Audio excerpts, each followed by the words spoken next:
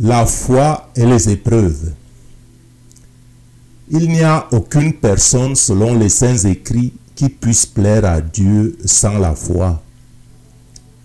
Mais que témoignerait notre foi s'il n'y a pas des épreuves? Je ne dis pas qu'il faut aimer les épreuves, mais je dis que les épreuves peuvent servir de baromètre à notre foi. Or, quand on parle d'épreuves, il s'agit des situations indésirables que l'on peut vivre. Donc, face à l'épreuve et à l'adversité, soit la peur nous envahit et on panique, soit on fait confiance en Dieu, qu'il est bon, qu'il nous aime et que par conséquent, il nous soutiendra. Et en ce sens, on reste serein et calme en s'appuyant sur sa foi. Et si on s'appuie sur la foi, il faut savoir ce que c'est que la foi dans son sens profond. Les Écritures nous disent que la foi est la ferme assurance des choses qu'on espère, une démonstration de celles qu'on ne voit pas. Je cite ici Hébreux chapitre 11 verset 1. Et d'où peut nous venir une telle assurance devant les vagues et les tempêtes de la vie, devant les défis tels que la maladie, la mort, les manques, la pauvreté, les injustices, les inégalités, et pour ne citer que cela. Eh bien, il faut savoir que devant tous ces troubles, que la foi n'est pas un simple lobby nous promettant une vie de félicité au paradis, parce que nous devons déjà sortir vainqueurs des épreuves et de nos combats sur la terre. Et pour cela, nous avons besoin d'un allié fidèle et puissant. Et les Écritures nous le nomment au nom de Jésus-Christ. Jésus-Christ, Dieu fait homme, 100% Dieu et 100% homme. Nous devons donc apprendre à lui faire confiance. Et c'est à ce sujet qu'il est écrit: la foi vient de ce que l'on entend, et ce que l'on entend vient de la parole de Dieu. Je cite ici Romains au chapitre 10, verset 17. Donc on ne peut pas faire confiance à quelqu'un quand on ne le connaît pas. Et si on veut faire confiance à quelqu'un, il faut apprendre à le connaître. Et ce n'est que les Écritures et les Évangiles qui nous permettent de connaître Jésus-Christ, d'apprendre à connaître Jésus-Christ, en fait aussi d'apprendre à connaître Dieu. Il faut donc se tenir sur la parole de Dieu et mettre foi en elle lorsque les oppositions et les tribulations font surface. Contrairement à ceux qui remettent leur foi en doute ou mettent leur confiance aux hommes lorsque les épreuves arrivent, ils mettent leur confiance aux hommes ou à leurs propres avoirs matériels, qui sont certes un appui,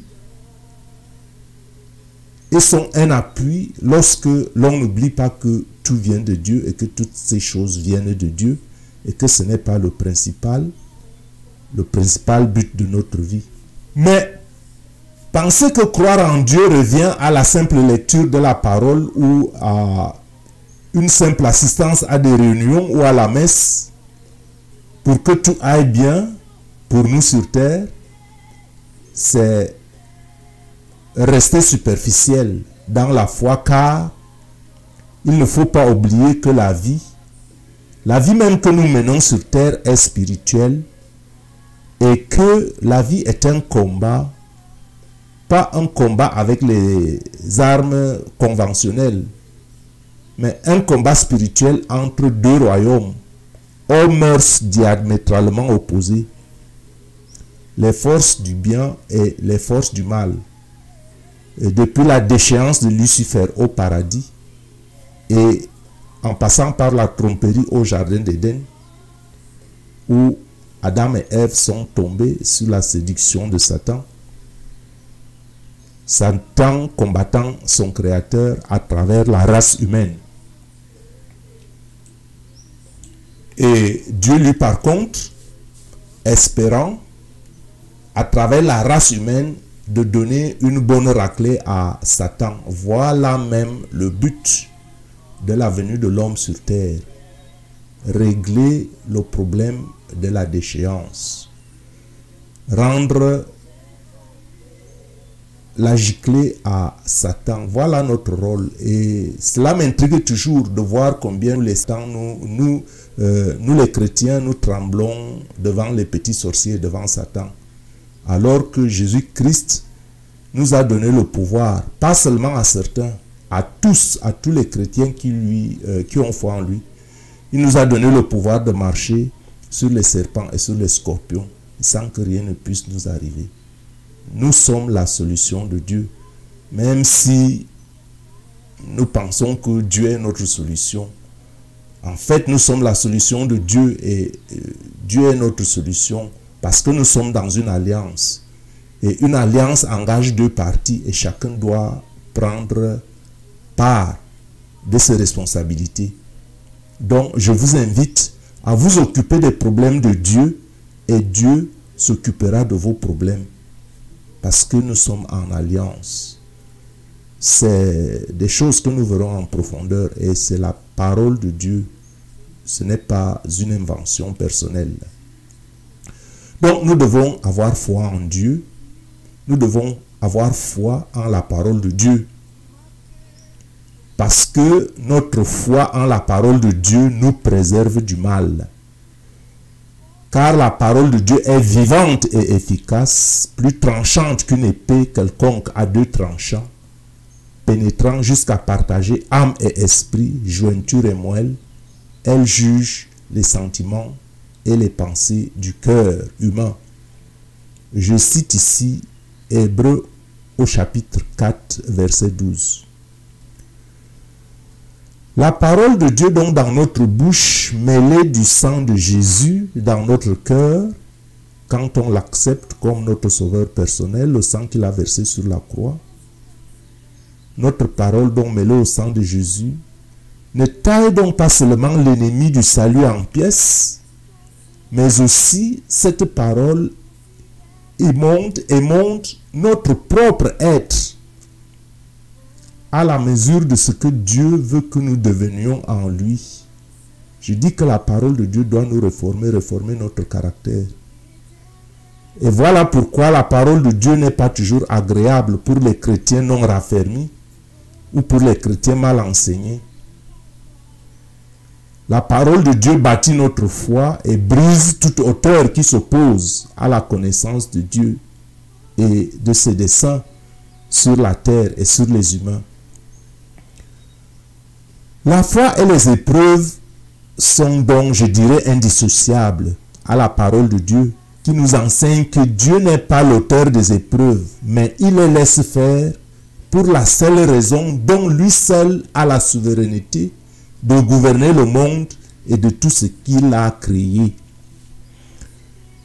Il faut savoir que la foi est un don de Dieu et Dieu lui-même demeure un mystère, même s'il s'est révélé en nous par les Écritures et par son Fils qui a habité parmi nous. Nous avons encore beaucoup à apprendre de lui. Et c'est pour ça qu'il faut rester ouvert dans le discernement. Parce que, pas seulement parce que la foi est un don de Dieu, et pas seulement parce que aussi Dieu demeure un mystère, mais beaucoup plus parce que nous dépendons entièrement de Dieu. Que vous acceptiez cette vérité ou que vous ne l'acceptiez pas, vous ne pouvez rien changer à cela. Que Dieu est réel et que notre vie dépend entièrement de lui. Voilà donc pourquoi ceux qui sont conscients doivent être conscients, si vous me permettez la tautologie, doivent être conscients d'avoir le besoin, d'avoir la nécessité de saisir plus de foi, puisque la foi est un don. Il faut donc la saisir. Et il faut la saisir en grande masse. Pourquoi? Parce que la foi est le fondement de la vie chrétienne. Si vous vous dites chrétien, il faut saisir la foi parce que la foi est le fondement de la vie chrétienne. Sans la foi en Dieu, nous n'avons aucune part avec lui et par conséquent aucun avenir à Dieu. Nous croyons en l'existence de Dieu par la foi. Beaucoup de personnes ont perdu leur foi à cause de la séduction qu'il y a dans le monde. Satan, par la puissance luciférienne de l'enfer, exerce un grand pouvoir sur la terre pour maintenir les hommes sous son oppression, sous son pouvoir, sous sa puissance. Et les forces de la rébellion. Voilà pourquoi beaucoup ont une idée vague de Dieu. Voilà pourquoi beaucoup méconnaissent Dieu ou se rebellent à son autorité, de manière consciente ou inconsciente. Alors que Dieu, quelles que soient les épreuves que nous endurons, quelles que soient les épreuves que nous endurons, Dieu a droit à une place d'honneur qu'il mérite comme créateur bon. J'insiste que quelles que soient les épreuves que nous endurons, Dieu a une place d'honneur qu'il mérite comme créateur bon, parce que Dieu est bon. Même si nous vivons des épreuves, nous savons que Dieu est bon et que Dieu n'est pas toujours l'auteur des épreuves, même s'il les laisse faire. Dieu est bon parce qu'il répare le tort que Satan nous cause. Il le réparera aussi. Il réparera tous les torts et toutes les injustices dans nos vies. Voilà pourquoi il nous promet la vie de félicité au paradis. Mais cela ne veut pas dire que nous devons mener maintenant une vie de misère sur terre et attendre seulement le paradis. Revenons à la foi. Plus donc nous devenons fermes dans la foi, plus nous sommes puissants et adultes en Jésus-Christ. Les épreuves peuvent certes affaiblir notre foi, mais surtout il ne faut pas lâcher prise. Parce que c'est un don de Dieu et c'est le plus grand don qui nous permette de nous réconcilier avec Dieu pour une espérance de vie éternelle avec lui. Mais en attendant, relevons le défi de l'adversité et des oppositions sur la terre. Ne fuyons pas notre responsabilité pour établir le nom de Dieu dans sa dignité parmi les fils de la rébellion. Les épreuves doivent plutôt nous fortifier notre foi et non l'affaiblir, afin de manifester notre amour et notre authenticité. Il faut comprendre que les épreuves nous purifient. Les épreuves nous réforment, même si c'est désagréable. Les épreuves réforment notre caractère et nous font mûrir selon les desseins de Dieu que nous avons perdus après le péché originel. Donc, tiens ferme dans l'adversité et ne perds pas la joie de vivre. Remets ton sort à l'Éternel et il te soutiendra. Jésus nous a dit et nous a prévenu que nous aurons des tribulations dans le monde, et qu'il est presque impossible d'empêcher le mal. Et c'est la raison pour laquelle Jacques nous dit de considérer les épreuves comme un sujet de joie complète, car elles produisent la persévérance, nous permettant de grandir et montrent que notre foi est réelle. Je cite ici Jacques au chapitre 1, versets 2 à 4. Vous pouvez le lire vous-même. Maintenant, prions. Seigneur Dieu éternel, notre Sauveur, Créateur du monde et de toutes choses qui existent, tu es au-dessus du bien et du mal. Seigneur, loin de moi la prétention de te prier qu'aucune épreuve ne m'arrive. Mais donne-moi la force de surmonter toute épreuve, afin que ton Saint-Nom soit glorifié en moi, dans la mesure du don de la foi que tu me donnes. Nous te prions au nom de Jésus. Et maintenant, mon frère, ma soeur, je prie pour toi.